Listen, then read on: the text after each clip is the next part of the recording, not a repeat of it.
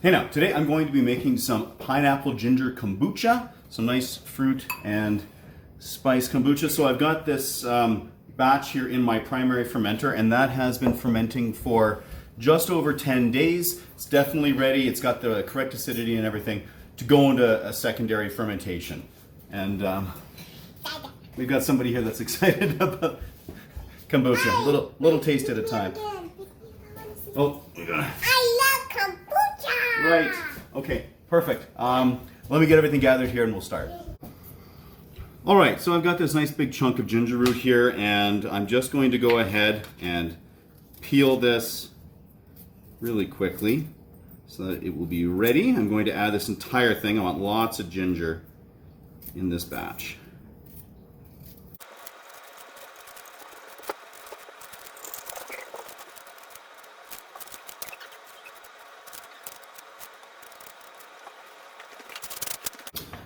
All right, so here we go. I've got this peeled. A good buddy of mine swears by the method of using a spoon to cut up the ginger. To peel it. I didn't do that largely because I think he's going to watch this video and it's going to piss him off. So there we go, Dave. I'm just going to cut these into decent little slices here. I am splitting this up because this is a 4-liter batch of kombucha, and I'm going to be splitting this into 2 different secondary fermenters. So I've got these 2-liter swing top jars here. Just going to go like so. Do the same with the second one here. Oops.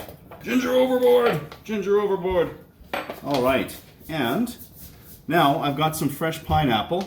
We had a little brunch this morning with some lemon ricotta pancakes. It was delicious, and we had a bunch of fresh fruit with that too. So I made sure to save a little bit just for this. I am going to chop these up just a little bit larger, or sorry, a little bit smaller than they were, just to give a little bit better access to more of the fruit.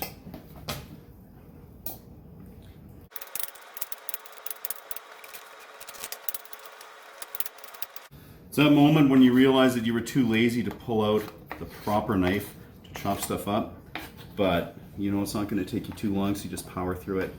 Well, I wasn't sure if I was going to use all that fruit, but looks like that is a decent amount in there. Okay, now I'm going to get set up to add the kombucha from the primary.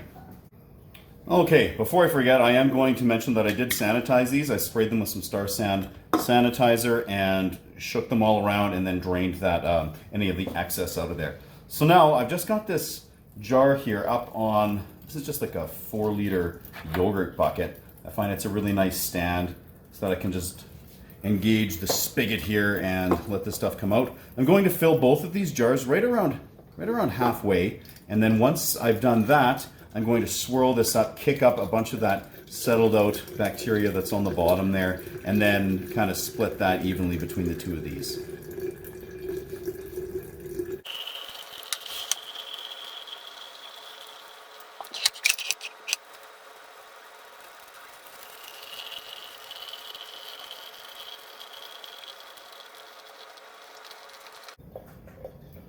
Okay, that's pretty even, so now I'm just going to get some nice spinaroo, kick that stuff up.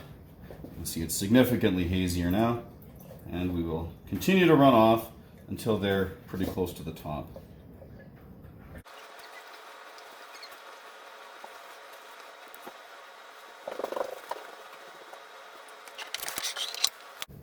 And as you can probably tell, I'm definitely approaching SCOBY splitting time here, based on how thick this is.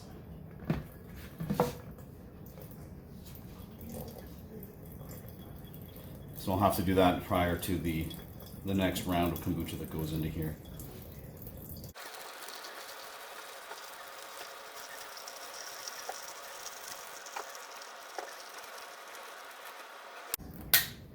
There we go. So about an inch from the top, little headspace. Still have a decent amount of kombucha kicking around in there to help keep that SCOBY good and just to there's so much bacteria in there when I add the next batch of tea into it that really helps kickstart it as well. So, all right, I'm going to get these into the cabinet. All right, here we are in the cabinet, just in the kitchen here, so it's going to keep it at a decent temperature. A little spilled out there, I'll have to clean that up. And I got the date on here. I'm just going to give it 2 or 3 days, and every morning and evening I'm just going to burp them just to help reduce any carbonation that might accumulate otherwise. Alrighty, so after 3 days of fermenting, this kombucha has definitely taken on some yellow sort of color, and it's nice and hazy bacteria going on in there. Some definite signs of activity. And I was burping this twice a day, and let's just see here. Yeah, little gas escaping there. This first part of preparing to bottle is just a little bit tricky. I'm trying to kick up as much of the settled out bacteria as possible, so I just like to swirl it and burp it. Ooh. All right, and now I've also got a 2-cup liquid measure here. I've got a small metal sieve that just kind of sits nicely on top of that. I've got these 500 ml swing top bottles here, these Grolsch bottles, and just a funnel that sits nicely in there. And everything's been sanitized with Star San sanitizer, and sort of just like let to drip off. Now, first step here then. This is the most tedious part of making kombucha, is the bottling, and it's not even that bad. It's the single step that takes the longest. Oh, and I've also just got a little bowl here, and I'm just going to dump any of the fruit that falls into that sieve into there.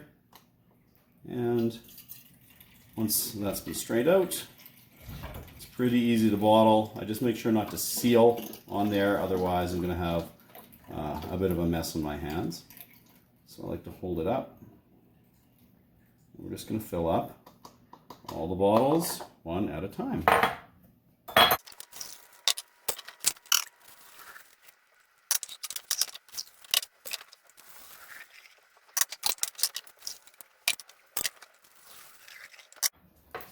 There we are. Now I'm just going to even these out a little bit, just because I can. Sometimes I have a little bit more, a little bit less in these fermenters, depending on how much fruit and ginger and whatever else I wind up adding to them. But you do want some headspace, as that sort of helps out with the whole carbonation process. So I'm going to go ahead and do the same with the second 2-liter jar. So here's the leftover fruit, and I'm sure you could go ahead and eat this, the ginger, the pineapple, all that. I never really bother to, just because I have enough of the kombucha and fermented hot sauces and stuff like that. I'm getting lots of good bacteria, but this sadly hits the old compost. And here we are. I've just got these in the same cabinet where I had let the secondary, well, and as you can see, the primary ferment out. And based on the temperature here, I'm probably going to give these 3 days. When it's really warm in the summer and it's warmer in the house, up in the low 70s, it usually takes 2 days, and it's nicely naturally carbonated. So after 3 days here, you can see there's some nice activity going on the top of this, and when you shake it, there's some signs of carbonation there. So I'm going to go ahead and chill these down, and then they'll be ready to try tomorrow. So after a few days of naturally carbonating and then chilling down, it is time to pour.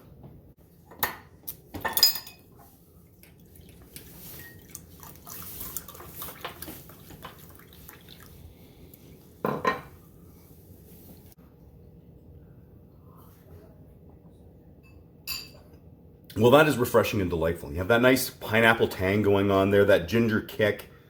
Absolutely beautiful and nice and sparkling. Perfect first thing in the morning. So yeah, this is one of my favorite combinations when it comes to making kombucha. So there you go. Till next time, keep her at 11.